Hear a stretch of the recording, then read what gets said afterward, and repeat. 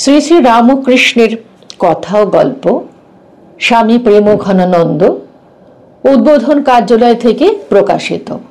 আজকের গল্প কৌপিন কা ওয়াস্তে। এক সাধু বনে কুটিরে বেঁধে তপস্যা করেন। সেখান থেকে গ্রাম খুব বেশি দূরে নয়। রোজ সকালে সাধু নদীতে স্নান করতে এসে কৌপিনখানা শুকোতে দিয়ে কমণ্ডল হাতে ভিক্ষায় বেরিয়ে যান। একদিন ফিরে এসে দেখেন কৌপিন ইঁদুরে কেটে দিয়েছে।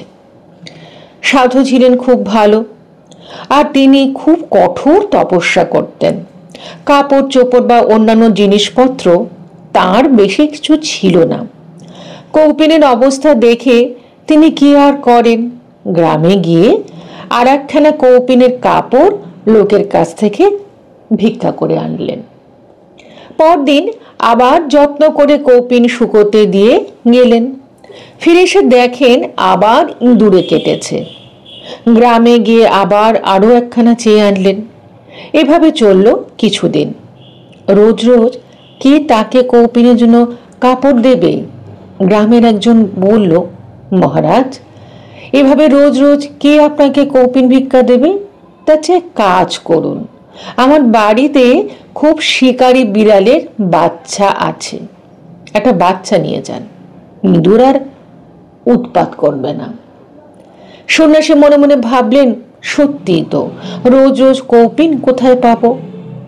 আর রোজ রোজ এভাবে চাওয়াও ভালো দেখায় না। তাই লোকটি যা বলছে মন্দ কি, নিয়ে যাই একটা বিড়ালের বাচ্চা।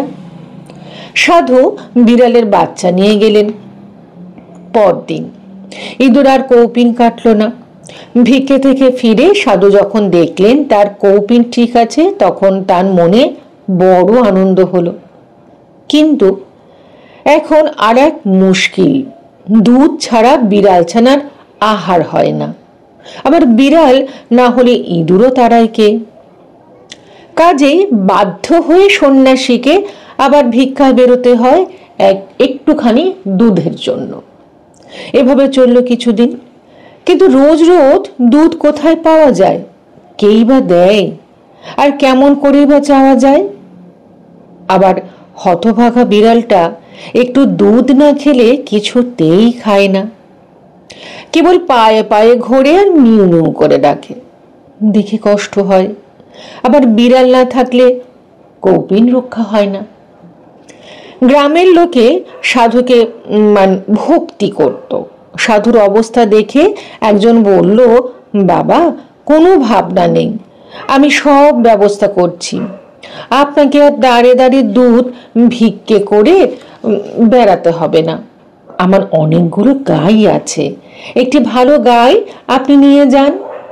আপনার ওখানে ঘাসের তো কোনো অভাব নেই, গাইয়ের জন্য আপনাকে বেশি ভাবতেও হবে না, অথচ দুধ যা দেবে তাতে বিড়ালেরও হবে, আপনারও সেবা হবে। সন্ন্যাসী ভাবলেন, মন্দ কি, আমার ওখানে যা ঘাস, একটি কেন 3টি গরু স্বচ্ছন্দে চলতে পারে। একটি গাই সন্ন্যাসী নিয়ে গেলেন। গাইটি বড় লক্ষ্মী, সে 5 দুধ দেয়। ছোট্ট বাছুরটি যখন কুটিরের সামনে খেলে বেড়ায় তখন কি সুন্দরী না দেখায়। গাইয়ের জন্য একখানা ঘরের দরকার। জঙ্গলে খড় বাঁশের তো অভাব নেই, কজন মজুর হলেই হয়। সাধু একা, আর ওই তো ছোট্ট বেড়াল ছানা, 5 সের দুধ নিয়ে সাধু কি করবেন? কিছু বিক্রি করে দিলে ভালো হয়, তাতে যা পয়সা পাওয়া যাবে তাতেই গাইয়ের জন্য একখানা ঘর বেশ করা যাবে। তাই হলো। অতিরিক্ত দুধ রোজই বিক্রি হয়ে পয়সা আসতে লাগলো।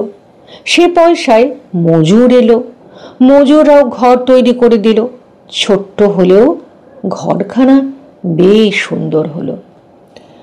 সন্ন্যাসী সাধন, ভজন, তপস্যা এখন আগের থেকে অনেক কমে গেছে।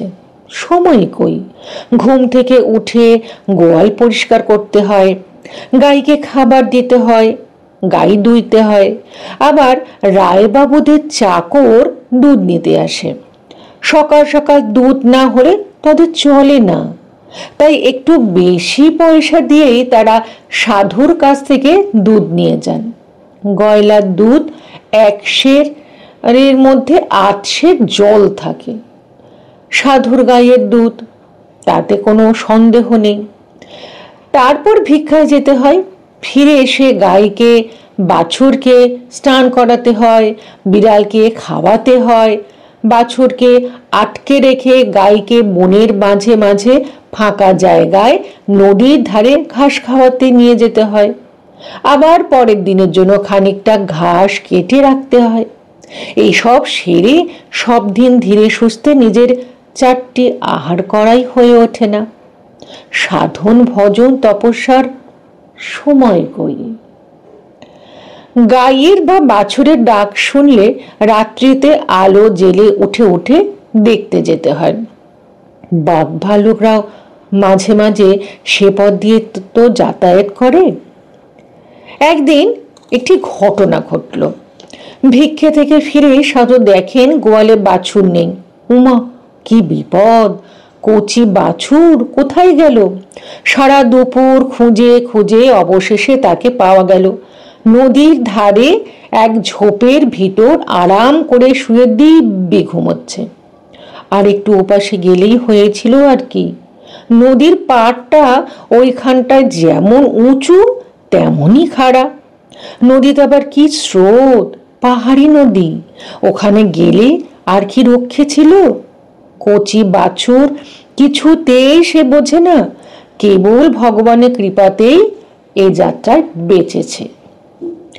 না, এরকম করে আর চলে না। সাধুর তো আর সেই জোয়ান বয়স নেই, এত খাটুনি পোষাবে কেন? আর শুধু গাইকে নিয়ে থাকলেও তো চলবে না। ভিক্ষে আছে, সাধন ভজন আছে, তা দুধের যা দাম পাওয়া যাচ্ছে তাতে একটি চাকর বেশ রাখা চলে। একটি চাকর থাকলে গরু বাছুর দেখবে, আর সময় অসময় সাধুর একটু আধটু কাজকর্ম করে দিতে পারবে।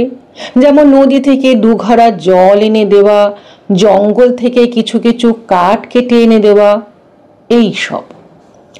চাকর রাখা হলো। সাধু খানিকটা নিশ্চিন্ত হলেন। চাকরটি বেশ ভালো কাজের লোক। অল্প দিনের মধ্যেই সে বাড়ি ঘর সব সাফ করে 2-4টি ফুলের গাছ লাগালো। সাধুর তাতে ভারী আনন্দ। সত্যি তো, সাধু সন্ন্যাসীর জায়গা ফুল গাছ, তুলসী গাছ এইসব না হলে কি মানায়? এটি কুমড়ো গাছ আপনা আপনি উঠেছিল।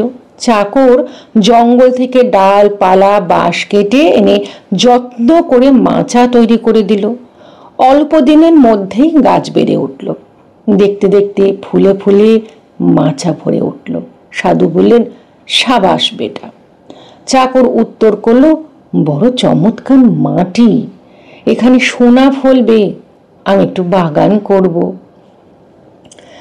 তাই তো ছেলে মানুষ, একটু বাগান করার শখ হয়েছে, করুক না, জায়গাটাও পড়ে আছে। যদি একটু আধটু শাক সবজি হয় সে তো ভালোই। নানা রকমের বীজ চারা সাধু চেয়ে আনলেন গ্রাম থেকে। চাকরও আনলো।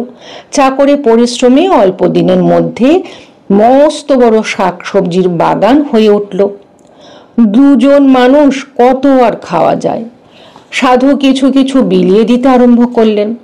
চাকর বাজারে বাকিটা বিক্রি করে আসতে লাগলো। সাধুর কুটিরখানা ভেঙে পড়ে যাচ্ছিল। খড় বাঁশের ঘর কতদিন আর চায়? সাধু বলেন, বাবা রামচরণ, কুঠিরখানা তো গেল, কি করা যায় বড় দেখি। চাকরের নাম রামচরণ। রামচরণ বলল, আমার কথা যদি শোনেন বাবা, তাহলে ছোটখাটো একখানা পাকা বাড়ি করে ফেলি। বলিস কি রে? আশ্চর্য হয়ে সাধু উত্তর করলেন। রামচরণ বললেন, এগে হ্যাঁ, কত আর খরচ পড়বে? ওই বিলের কাছে নিচু জমিতে ভালো ইট তৈরি হবে। নিজেরা ইট করিয়ে নিলে খরচ ঢের কম পড়বে। এই খড় ঘর, তার পিছনে লেগেই থাকতে হয়। আজ বেড়া বাঁধো, কাল খুঁটি বদলাও, পশু চাল মেরামত করো। আপনি সাধু মানুষ, এত ঝঞ্ঝাট কি আপনার পোষায়? তারপর আজকাল আমাদের হাতে দুটি পয়সা আছে, দেশে যা চোর ডাকাতের ভয়, এ ঘরে চুরি হতে কতক্ষণ। সাধু ভাবতে লাগলেন, রামচরণ যা বলেছে তা একেবারে মিথ্যে নয়। ছেলে মানুষ হলেও রামচরণের মাথা অতি চমৎকার। এরকম বুদ্ধি বিবেচনা সকলের হয় না। তা একটা ছোটখাটো বাড়ি করতে কত আর খরচ পড়বে? তাছাড়া সাধু মানুষ দেখে সকলেই খাতির করে। ইটের কাজ আরম্ভ হলো। এদিকে রামচরণ চাষ করতে আরম্ভ করেছে। রামচরণ ছেলে মানুষ, তার উৎসাহ দেখে সাধু কিছু বললেন না। বাধা দিলে সে ভারী দুঃখিত হবে, এজন্য তিনি তাকে নিরুৎসাহ করেন না। রামচরণকে সন্ন্যাসী একজোড়া বলদ কিনে দিয়েছেন, লাঙল কোদাল এসব কিনে দিয়েছেন। আবার জমিদারের কাছ থেকে বিলের ধারের অনেকখানি ধেনো জমিও বন্দোবস্ত করে দিয়েছেন। বাড়ির কাজ ধীরে ধীরে অনেকখানি এগিয়ে এলো। এদিকে রামচরণ অনেক উন্নতি করলো, চাষাবাদ পুরো দমে চললো। আরো অনেকগুলি চাকর রাখা হলো, 8-10 জোড়া হালের বলদ কেনা হলো, গোলা ভরা ধান, বাগান ভরা শাকসবজি, গোয়াল ভরা গরু, কি ছিল আর কি হয়েছে। সাধুর জন্য যে পাকা বাড়ি তৈরি হয়েছিল তাতে কুলোয় না, তিনি সেটি চাকরদের ছেড়ে দিয়েছেন। তার জন্য আরো মস্ত বড় বাড়ি আরম্ভ হলো। সামনে মস্ত বড় পুকুর কাটা হলো, আর পাঁচিল উঠল বাড়ির চারদিকে। শত শত জন মজুর খাটতে লাগলো। সাধুর একদণ্ড অবসর নেই, নিজে না দেখলে কিছু যে হয় না। তবে রামচরণ কাজের লোক বটে, সে ছিল বলেই ক্ষেতের কাজটা তাকে আর দেখতে হতো না। হাজার হাজার মন ধান বছরে যে বিক্রি হচ্ছিল সে তো রামচরণের জন্যই। চাকরদের জন্য আশেপাশে আরো 2-4খানা বাড়ি তৈরি হলো। তারপর ধীরে ধীরে চারপাশে অনেক প্রজাও বসতে লাগলো। দেখতে দেখতে সারা বন গ্রামে পরিণত হলো। সাধু তখন অনেক প্রজা, অনেক সম্পত্তি, তাই কর্মচারী দাসদাসী সবই রাখতে হলো। ফটকে দারোয়ান পাহারা দিতে লাগলো।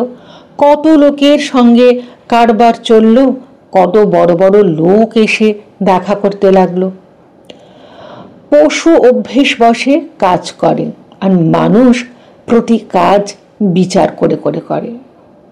এতেই পশুতে ও মানুষের তফাৎ। বিচার করলে কি হবে? মানুষের বিচার সবসময় ঠিক হয় না। আমাদের মন আমাদের যত ফাঁকি দেয় এরূপ আর কেউ পারে না। আমরা যখন ধীরে ধীরে অধঃপাতে যাই, অন্যায়ের পথে যাই, তখনও আমাদের মন নানারূপ যুক্তি দিয়ে আমাদের বুঝিয়ে দেয় আমরা সবই ভালো করছি। সন্ন্যাসী আর সন্ন্যাসী নেই, তিনি হলেন জমিদার, মহাজন, ধনী বিষয়ী। কত তার দাসদাসী, কত তার জাঁকজমক। এভাবে কিছুদিন গেল। একদিন সাধুর গুরুদেব শিষ্যের খোঁজে এলেন। বহুদিন ধরে শিষ্যের কোনো সংবাদ তিনি পাচ্ছিলেন না। এসে দেখলেন সে বন নেই, সে কুটিরও নেই। সেখানে হয়েছে মস্ত বড় গ্রাম। তিনি লোকজনকে জিজ্ঞাসা করে জানতে পারলেন সেই সাধুই এখন এই বিরাট বাড়ির ঘর, ধন, জন, সম্পত্তির সব অধিকারী। শিষ্যের অবস্থা গুরু সবই বুঝতে পারলেন। কোথাও না থেমে একেবারে তিনি বৈঠকখানার সামনে গিয়ে দাঁড়ালেন। সাধু কর্মে ব্যস্ত ছিলেন। দূর থেকে গুরুদেবকে দেখে চিনতে পারলেন আর দৌড়ে এসে প্রণাম করলেন। বাড়ি ঘরের দিকে হাত দিয়ে দেখে গুরু শিষ্যকে জিজ্ঞাসা করলেন, এসব কি? শিষ্য জোর হাতে উত্তর করলেন, গুরুদেব, এসব যা দেখছেন সবই এক কৌপিন কা বাস্তে। এই কৌপিন কা বাস্তে মানে এক কৌপিনের জন্য? গুরুর দর্শনে শিষ্যের মনে জ্ঞানের উদয় হলো। তিনি বুঝতে পারলেন কোন পথে তিনি যাচ্ছিলেন। বাড়িঘর সব ছেড়ে তখনই তিনি গুরুর সঙ্গে তপস্যায় চলে গেলেন। জয় ঠাকুর, জয় মা।